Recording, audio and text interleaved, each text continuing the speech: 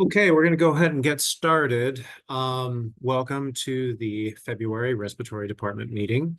We'll start off with a reflection.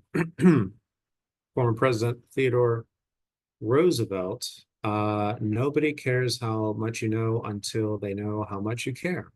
I think that's a nice little quote right there.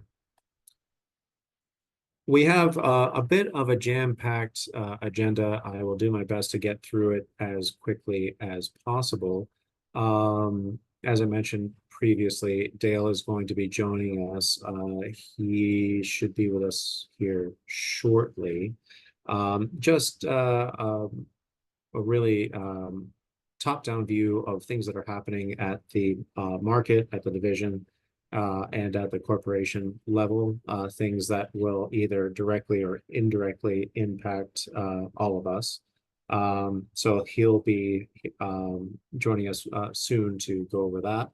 A hanging slide that we've had for a while, just regarding accounting, kind of where our productivity is at, where our overtime is at, and some sense of projections into the future as to how this is going to impact staffing.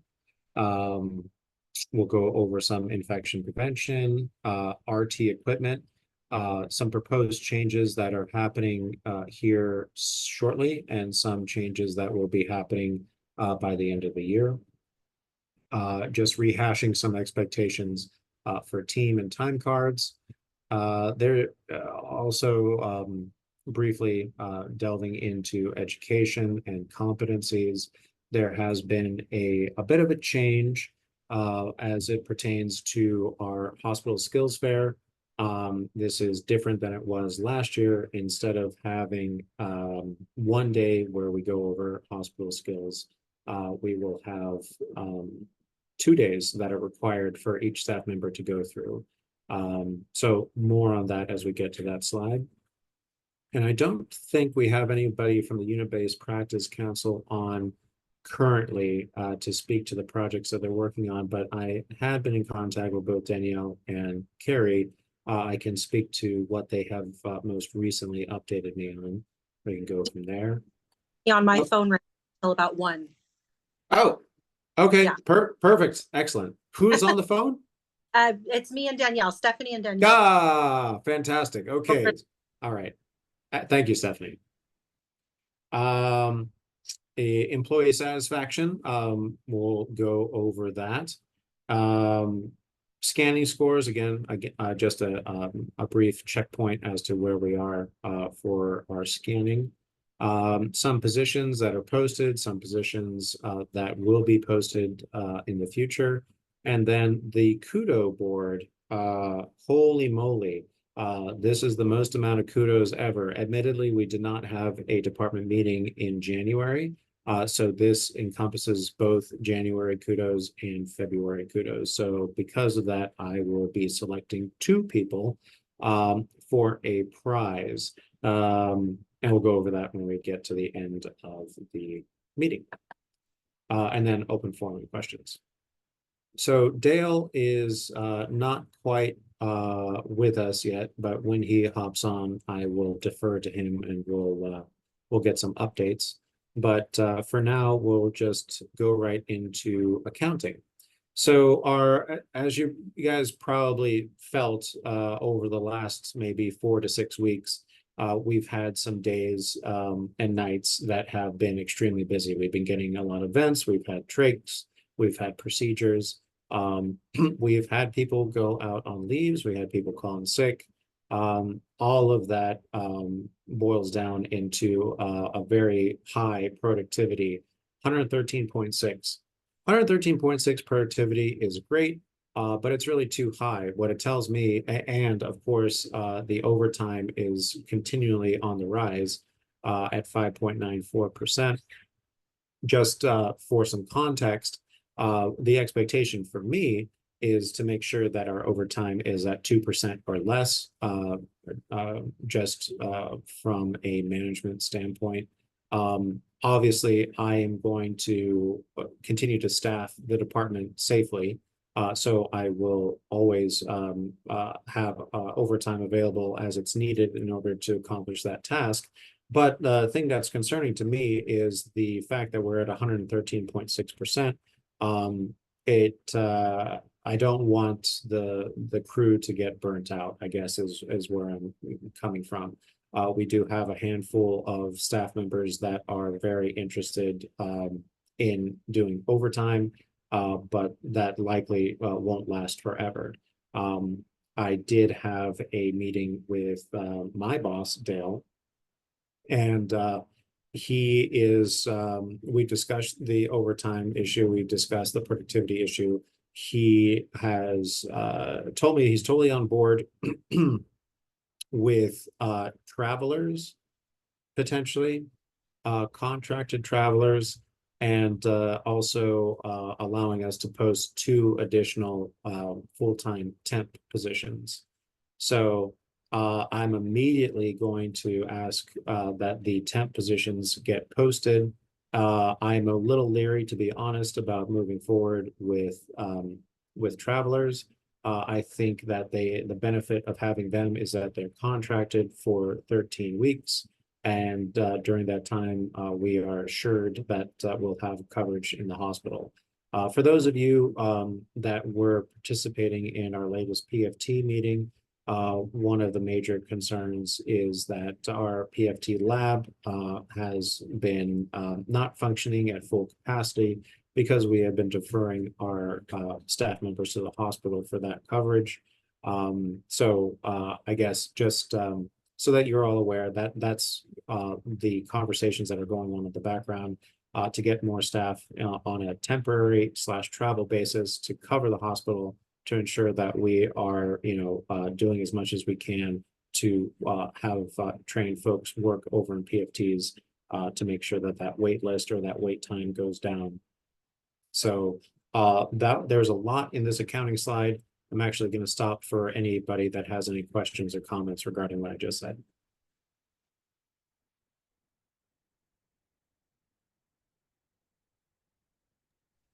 So, Okay, yes. we're only gonna be able to hire temps. Yes, so there's a hard stop in the division. So or the- even or the though region. this is not a temporary issue, this is a permanent issue, we can't hire permanently. I mean, this is just gonna be an ongoing issue. Correct. We're gonna get temp people that come in, get a full-time job elsewhere, leave. So we have them here for a couple months and that's it. We're never gonna be able to staff the PFT, the pulmonary rehab, EEG appropriately. Yes, totally agree. All of these points I had brought to Dale. And the best thing, his hands are tied, and it's very extremely frustrating. His hands are tied at least until the beginning of the next fiscal year. There's That's July. I know. Okay. So between him and I, the best bet, ultimately what this comes down to when we're talking about staffing for a PFT is making sure that we have sufficient coverage in the hospital. Now, what we have run into previously with our temporary workers is that, as you've noted, Emily, they pivot to more permanent positions. Obviously, this is going to continue to happen. The workaround is to have someone in a hard contract, 13 weeks or more, where they will be assured to be working in the main hospital. Personally, I would like to shy away from hiring on or extending contracts for travelers. But I think he brings up a good point. When all other avenues are not options, this could be something that we can be assured that we at least have some coverage in the hospital so that we can schedule folks out in PFT. Now, insofar as getting Dr. Merchant and Dr. Robinson on board with this conversation, I will be briefing Dr. Robinson about what my findings were or what the results of my meeting were with Dale, either today or tomorrow. So he said that he is committed to having conversations with with the C-suite regarding positions. And there obviously is leverage that he has. I brought up to Dale that Dr. Robinson is not happy, to put it mildly, with where we're at currently with PFTs. And it's unfortunate that the division has put the brakes on the creation of any new positions, at least until the beginning of the next fiscal year. So within that framework, we're trying to find solutions, I guess. And what we have come up with thus far is the traveler and the temps. So I hear your concerns, and I'm sure that you speak for many, Emily, regarding this. This is the options that are before us, for better or worse. Well, the fact of the matter is it's not going to help our productivity and it's not going to help our overtime. Yeah. Because we're going to be in the same boat that we've been in. Nothing's going to change. I mean, we had 3 temps and Yeah. it still didn't change. So, No, believe me, and Emily. we got our new machine. We haven't been able to even get close to 2-week time frame. So I hear you. I'm speaking to the choir. We all feel the same way, but it's just frustrating. This organization in general, it's frustrating. To put mildly, Emily, I wholeheartedly agree. I was not expecting a hard no from Dale, well, as it pertained to even per diem positions. But Yeah. that Ridiculous. Sorry. I that's ridiculous. I get it's like you said, his hands are tied, but that's crazy that they're not even allowing per diems. So that I agree. We're going to be exploring the options that we have. It may make the most amount of sense to cut down on our overtime, at the very least, with having contracted employees. So that more than likely is going to be also a part of the staffing strategy that should ideally bring down productivity. It should ideally bring down overtime. And if they're contracted, we won't have to worry about them pivoting to another sister facility for a more permanent position. So that more than likely, at least to get us to the new next fiscal year, will be something to help stop the bleeding, for lack of a better phrase. Okay. So moving on, infection prevention, just want to give credit where credit's due. As you guys know, as I talk about, we have constant audits with hand hygiene for staff members, bedside, ancillary nursing, anybody that goes in and out of patient rooms. There are auditors that are watching that appropriate PPE is being donned and doffed, and that appropriate hand hygiene is being utilized, gelling in, gelling out, or warm water and soap for C. diff patients. And time again, these audits come back with respiratory therapy being extremely compliant. So just again, keep doing what you're doing. You're doing a great job. RT equipment, just another touch point. Please remember, if you have a patient that is discharging and they have a piece of equipment in the room, whether that's a Menineb, high flow, BiPAP, whatever it is, remember that we're breaking down the machines in the room, wiping them down out the room, taking them to the 4th floor, redressing them, and bagging and tagging them. There has been a little bit of drift here and there in recent months. So just as a reminder, that's the expectation. If you have a patient that you are in charge of and they discharge, please take care of the equipment that's left in the room afterwards. This is a little project that is ongoing. This was something that I had started talking about a year ago. never really got any traction, but recently there have been surveys within the region that had shown that this is a potential risk for our like TJC or mock surveys that come through. What we currently use in-house for our oxygen and our medical air flow meters are these little plastic opaque Christmas tree adapters. Now, the instructions for use or the manufacturer guidelines for these indicate that these are single patient use. However, these Christmas trees, to my knowledge, are never changed out. They persist patient after patient. So with that understanding, it was brought to the attention of the various nursing leadership throughout the house, just to kind of brainstorm what we can do to mitigate this and to change to a more appropriate practice that's in line with the manufacturer guidelines. What I had brought to the table was a clear plastic Christmas tree adapter, which is single patient use, disposable, where we could keep a par level of on every unit throughout the hospital and just change out as patients get admitted and get discharged. What was brought up was the fact that this is not the most environmentally friendly option, and that the non-disposable metal adapters should also be considered. So we had this initial meeting yesterday regarding not just the adapters, but also suction.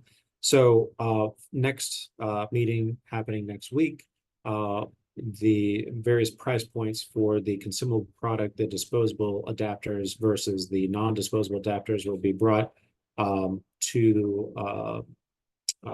our finance people and to the nursing unit or nursing leaders, and we'll be able to make a decision as to which way we ultimately go. If it was up to me, I would go with the consumable product, the disposable adapter, but we'll see where the numbers lie and where our finance people are interested in pursuing. So just so that you guys are aware that you'll likely be seeing a change with these adapters and our workflow within the next few months. This seems like a pretty easy fix, so that it's one less thing that can be cited when we have these surveys. Another thing that has come up is the fact that the majority of the suction regulators within the hospital have a suction tubing line that goes directly from the regulator to the housing for the suction canister. What has been cited in our sister facilities is that if the suction canisters are not drained appropriately, they can overfill and they can start backfilling into the line that goes from the housing to the actual regulator and then from the regulator into the wall system, thus contaminating it. This is obviously a huge infection risk. And as a means to diminish the possibility of that happening, I have proposed a change in the equipment that we use throughout the whole house to add an additional layer of protection for us if those events do happen where the canisters get overfull and there is a chance of a backfill. Basically, what it comes down to are new suction regulators that come with vacuum traps. So if anything does backfill, it'll go into a gravity trap that then goes up into the regulator. So this will help minimize, if not completely eliminate, the possibility of backfill and or cross-contamination with bodily fluids into our wall suction system.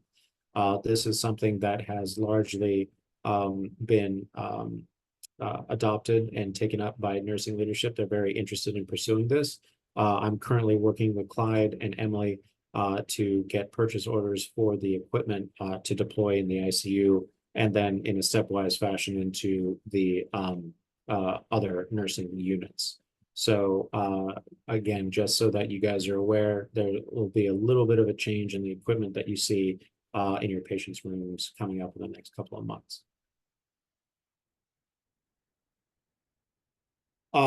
Another thing, so our V60s, as you guys are probably very well aware, there have been various recalls for the Philips V60 machine through the last couple of years.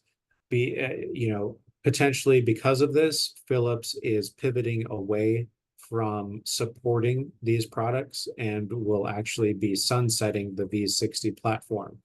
Philips is moving away entirely, it seems, from this type of equipment, any type of medical equipment, and are moving in a direction of supplying consumable products for other pieces of equipment. So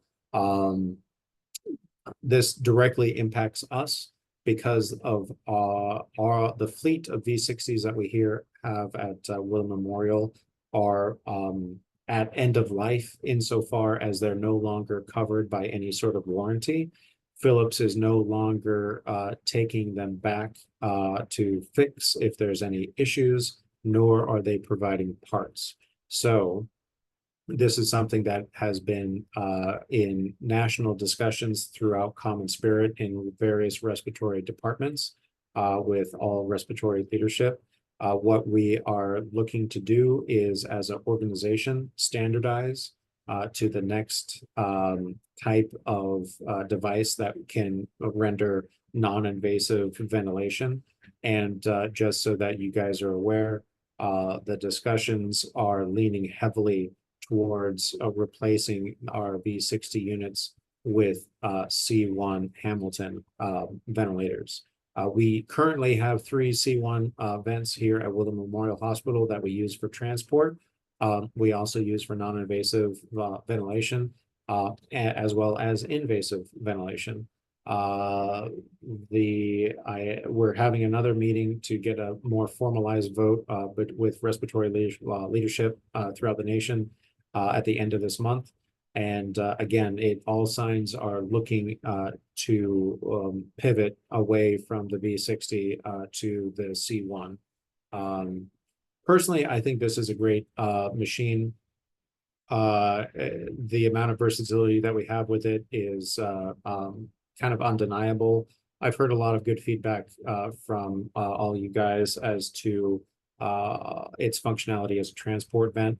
I think it is a great solution for our patients that are in any sort of airborne droplet isolation that are also receiving non-invasive ventilation. We can actually transport them throughout the hospital safely because of the dual limb circuit. So as more as rollouts and formal decisions are made, obviously I will be updating you guys further. Yeah, something to look out for. Personally, I think this will be a good change.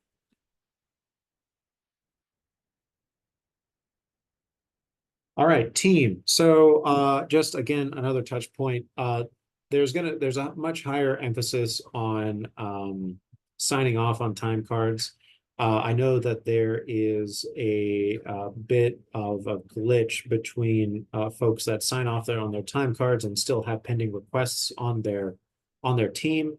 Whenever a pending request is approved, it automatically takes off the check off on your signage on your time card. The workflows that have been suggested and are implemented in other wards is that the sign off should happen on the the Sunday before time cards close. It's an ongoing issue, and I think the direction that I'm going to be moving in is just notifying folks individually to have them sign off on their time cards as their time cards are approved, just so that we can have higher compliance. Generally, you guys are doing great in clocking in, clocking out, and adding your lunches when you're not able to clock in and out. But we really just need to hone in on signing off on time cards at the close of payroll. Education.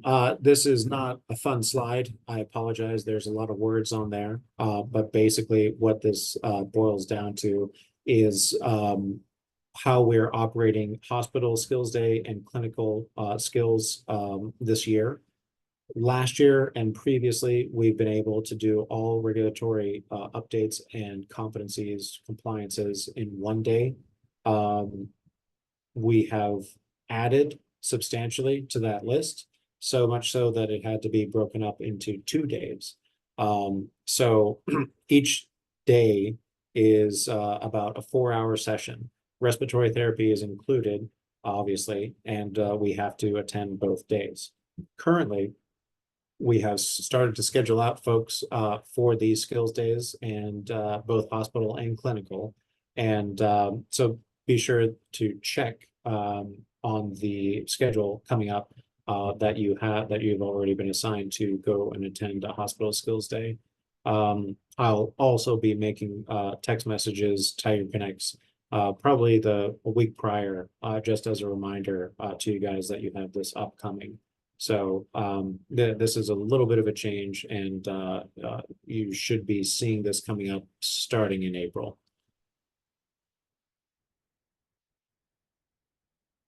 Again, this has been talked about and huddled a little bit already, but as of the end of this month, we will be no longer able to access our Microsoft software suite. It will fully transition over to Google Docs. This particularly is an issue for our folks that work over in the PFT lab. I know Josh and Stephanie have been working diligently to find solutions on transitioning the way in which we notate pertinent information over there. It had been on Excel previously, and it's not really a one-for-one transfer into Sheets. And again, I'm happy to work with both everybody over in PFTs to help get this going. I know Abdel has also been contacted as a resource for our forms over there. He also could be a good resource to help us in this transition. And if you need any assistance in making sure that he gets over there, just let me know. Some more stuff regarding computers and emails. I know generally are overlooked. Nonetheless, if you have any emails that are important to you, just be aware that we're going to be going through a purging phase here soon, where historic emails over, I think, 3 years, starting February 17th, emails older than 3 years will be deleted, and then as of April 20th, emails older than 1 year will be deleted. This is a system-wide pivot. I believe the justification for that is server space, also for legal reasons, and IT threats, is my understanding. So if you need help or need a tip sheet on how to save or keep important emails, please reach out to me. I can forward you the information. Otherwise, just be advised that your mailbox will be reducing substantially in the not too distant future. Unit-based practice council. So Danielle, I will defer to you.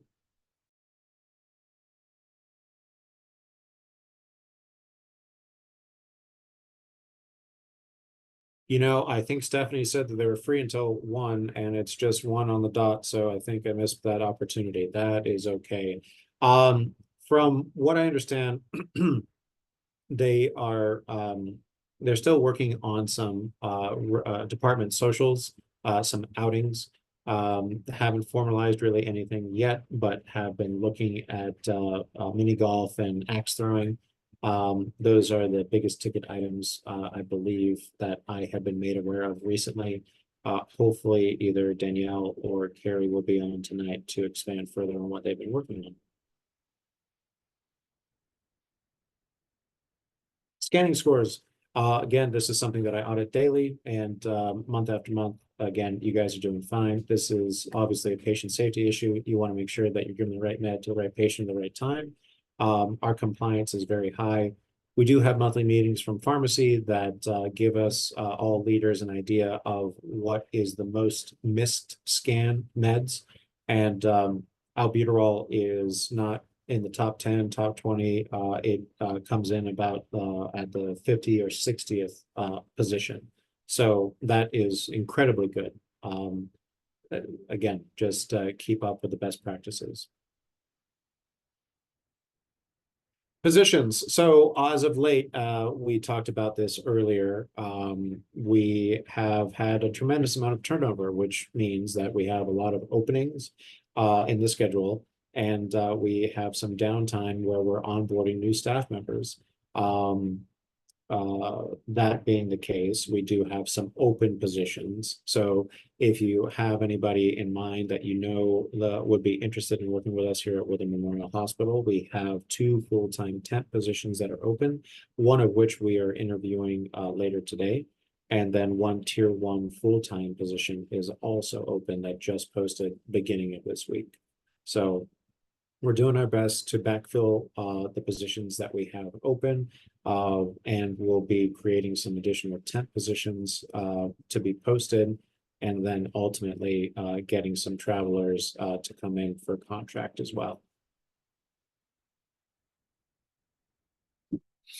So kudos. There was a tremendous amount of kudos, again, as I alluded to earlier in this meeting. That's because we didn't have a department meeting in January, so this is both January and February. So I'll pick 2. First one is kudos to Mason for coming in early to help us with the methacholine challenge. Thank you very much, Mason. There will be a treat for you in your mailbox shortly.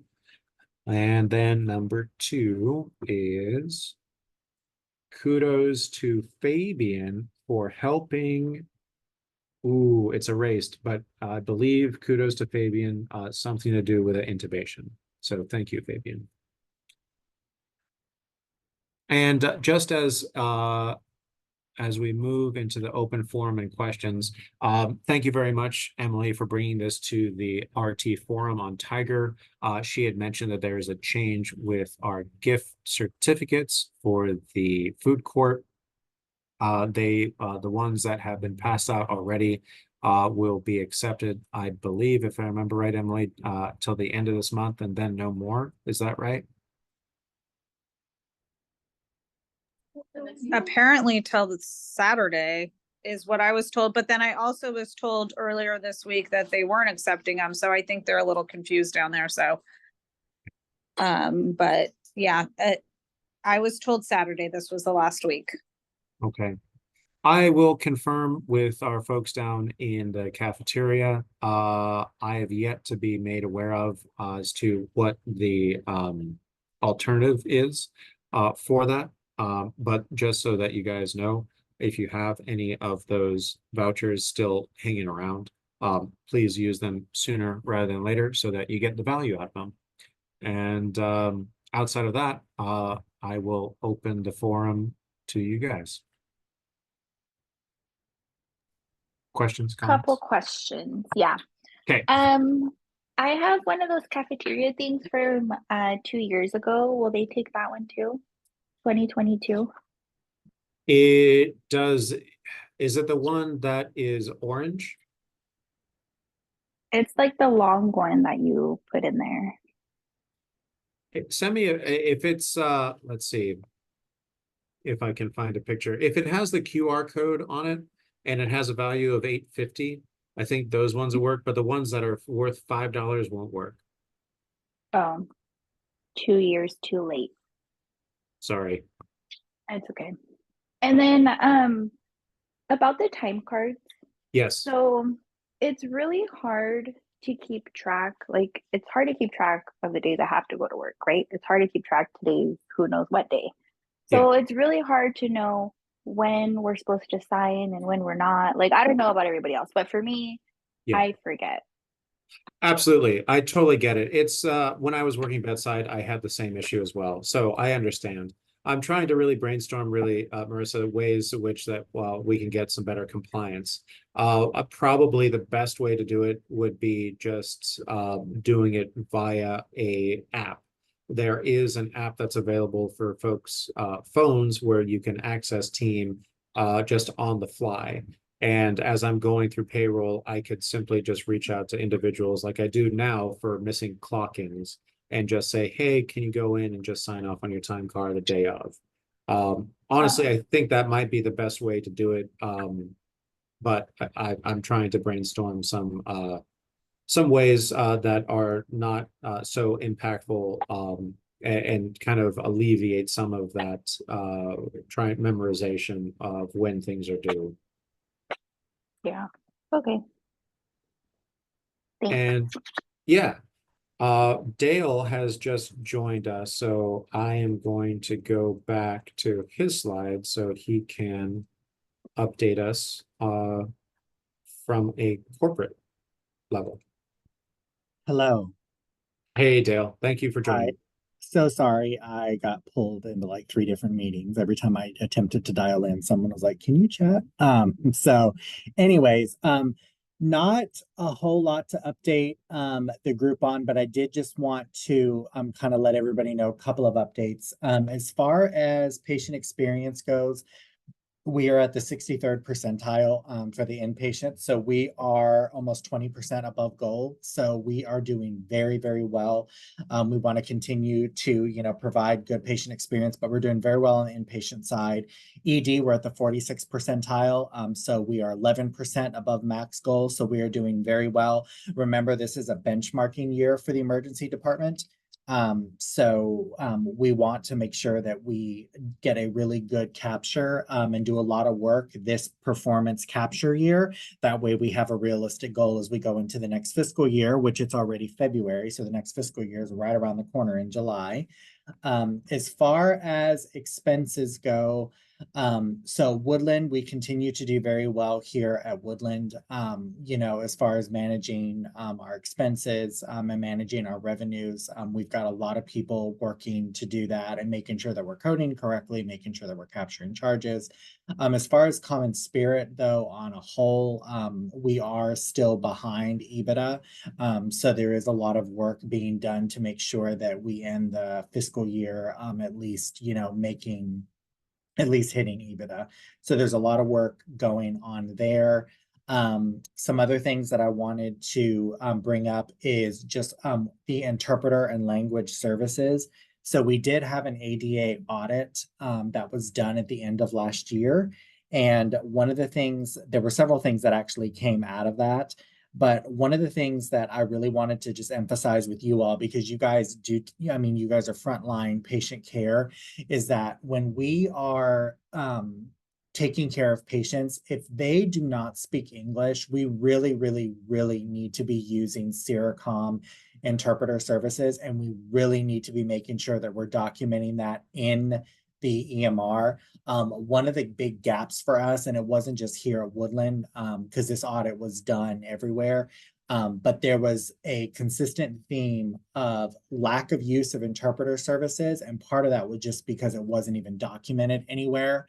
The other thing that came up, which a lot of people are not aware of, and this is more when folks come into the hospital, but I want this group to be aware of it as well, is that if we choose to use a family member because they refuse the interpreter, we have to document that. Like, we've got to document in the chart that, patients spoke, Afghani, and for example, the Afghani refugees, for example, there's a, large population here in Northern California, that if they chose to refuse an interpreter and, the male figure of the house, whether that's the son or the husband, for example, chose to be the interpreter, we have to make sure that we document that. The other thing related to that is we are looking at a secondary vendor. I did bring up to our language lead folks, and this has been something in just Northern California that we have been discussing, is that with Seracom, it has been challenging, number one, to get an interpreter on the iPad to begin with. But number two is that just some of the dialects and languages they just don't have. And I've experienced it myself when I've had to talk to patients and do service recovery, or I've been pulled into, different situations around like ethics committees and whatnot for folks that don't speak English, and Seracom doesn't offer the specific language. So we are looking at a secondary vendor. So we will have that available shortly here, that if it is not available through Seracom, that we will have this basically redundancy, that we'll have a backup that we'll be able to use. So that is coming down as well. But I just want to make sure that you guys know, as far as, anytime we're treating a patient, if they don't speak English, just make sure that that is being notated in the medical record. I just want to make sure that everybody knows that. You guys all have the binders that I had my executive assistant create. So please make sure you reference those policies if need be. And then the only other thing is, obviously, as far as like COVID and flu goes, we are, excuse me, we are starting to see a decrease with COVID and flu, just in general, which is a good thing. But one thing that I just wanted to make sure that you guys were aware of, is that we are starting to see an uptick in measles. And so there's been some alerts that have been sent out. We have a largely unvaccinated population against measles, surprisingly. And so we are starting to see an uptick there. So there's been a lot of communication being sent out, just prepping the different acute care facilities if we do start to see an increase in the measles. And then I'm just looking through anything else I really wanted to update you folks on. Oh, the security department, just so that you guys know, because that's always been a huge pain point for everybody. So I think everyone has been aware for the last several months. Security is one of the many departments in the hospital that reports up through me, but I have been overseeing the security department directly because the manager left. So we are actively recruiting for the security manager position, and those interviews are ongoing. You guys are probably noticing in the security department, there's a lot more staff and a lot more new faces. We did go through a period last year, unfortunately, where we were struggling with staffing with the security department, but we have put a significant amount of effort into really making sure that those vacancies are filled. And so I'm happy to report there's only actually 3 vacancies left, and we had like 16 a couple of months ago. So we are in a much better spot. So you're going to see a lot more new faces. We had 2 more full-time guards that actually started this week, and then our last 3, which will be 2 full-time and a per diem, will actually start in March, and then we will have our full complement. So just wanted you guys to know that the security guards that we do have, they all come with a lot of experience. They were working in hospitals in the Bay Area and downtown, so they've got trauma experience. They're used to kind of the hustle of the larger hospitals. So I've heard really positive things. So wanted you guys to just be aware of that, because I know a lot of people have said, oh, there's a lot of new people in security that, I'm not familiar with. So that is why. And then as far as the region updates go, we are still waiting for the announcement of the market presidents and some of what that other market structure will look like. That has not been announced yet. We should start to get those announcements the end of this month or early March. And so once we get that announcement, then at your next RT meeting, then I'll bring that information to the group. So with that being said, I will pause and see if there are any questions. There was one earlier, Dale, from the group, and it was regarding positions for respiratory staff. We went over this over our one-on-one earlier. Just concerns about staffing for the hospital and staffing for PFT. And just admittedly some frustrations about being unable to offer more than travelers or temps. So I don't know if you can speak just a little bit on kind of where that conversation went and where we see ourselves in the future. Yeah, so that's a great question. So we are looking, Brian did share just some of the frustration and some of the challenges, because we have to run the hospital and we have to run the PFT lab Monday through Friday And so we did talk about posting some more, at least for now, because right now there's two things, right? We need to fix the immediate need, which is we need to make sure that we've got sufficient staff to be able to staff the hospital and make sure that you all have the resources that you need, but also we need to be able to make sure that we're staffing PFT. One of the things that I'm taking on the back end is I'm looking at basically what those hours look like and just making sure that we have a really good understanding of the amount of hours that are actually needed so that I can look at what other permanent positions that we need to potentially look at. But in the meantime, we are going to look at the temp positions right now, because the good thing with the temp positions is we can keep them as long as we need them. And that will at least fix the need right now. And then that will allow me to do the assessment on the back end to see what we need as far as permanent. So there is a plan in place. The other thing, and I know that people have varying opinions on this, I do myself, is regarding traveler staff. We are going to try to look at the temp full-time staff, and if not, then we will explore if we need to also supplement with travelers in the meantime, just to make sure that we've got sufficient coverage. The reason, I know Brian's stance on this regarding the travelers. I know it's luck of the draw depending on what you get, and we really want to make sure that we get good quality respiratory therapists. But one of the other challenges that we run into is obviously when somebody takes a temp position and they get in within the organization, many of them, are not just looking for a temp position. They're looking for something a little bit more stable, whether that's a part-time or full-time position with benefits, or even a per diem where they know they've got, consistent employment. So, like I said, we are looking at the immediate need right now, and then I am looking and doing an assessment on the back end. So more to come on that, but I've approved, everything that you guys need for right now to make sure that you guys are supported, but more to come. It's going to take me a little bit of time on the back end, and I need to work with finance to make sure that we do a good, thorough review and make sure that we're allocating the proper resources. Thank you, Dale. You're welcome. Any other questions? And I just want to, say to the group, I've never forgotten where I came from. I think I told you guys at the very beginning, 20 years ago, I started as a housekeeper. I am a nurse. So I've been on, I've been in your guys' shoes before.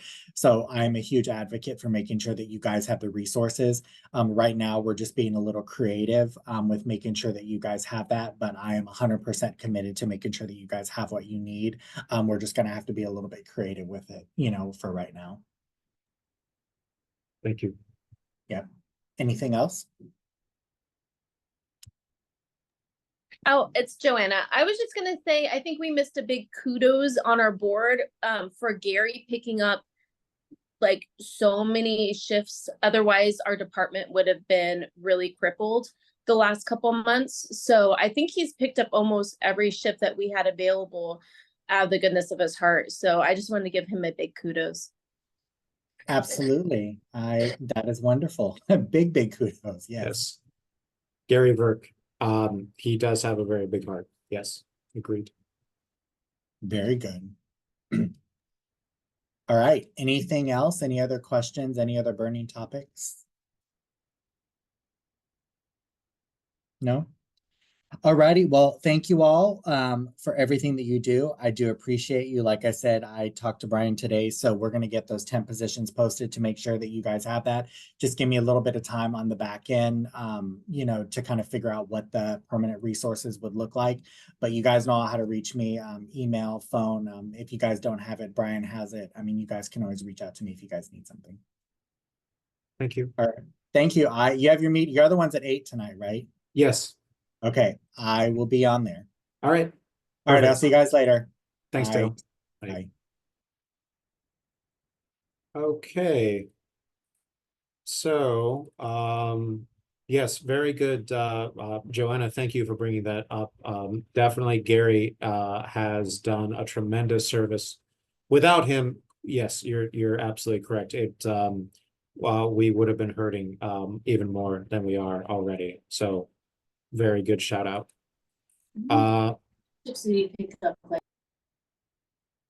Anything else?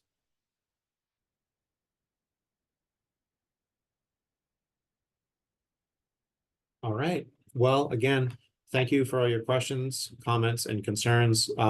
Like you heard Dale said, we are, with what we have to work with, we're doing what we can for staffing. Those 2 temp positions will be posted or be put out to committee today. And right after I get off of this meeting, I will be interviewing for a full-time temp night shift position with Emily. So thank you for your time, and I'll see you all soon. Bye.